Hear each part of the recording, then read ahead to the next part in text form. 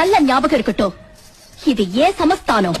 உன்னதானே அம்மா நான் எல்லாருக்கும் சொல்லி வச்சேன், உன் பேரை சொல்லி சொல்லி மனச பொங்க வச்சேன். உறவுக்கு உயிரூட்ட தவிச்சாதான் தாளாட்டு.